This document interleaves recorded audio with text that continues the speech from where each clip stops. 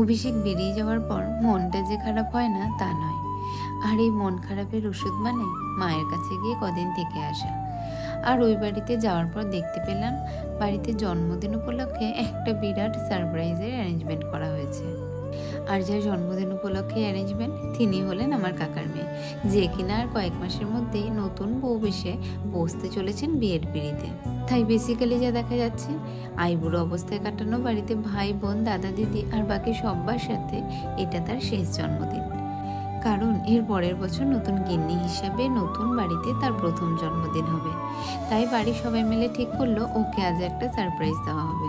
জন্মদিনের সারাদিন এদিক ওদিক কাটিয়ে যখন বাড়িতে ঢুকলো, তখনও দেখতে পেলো ওর জন্য করা হয়েছে এই সারপ্রাইজটা।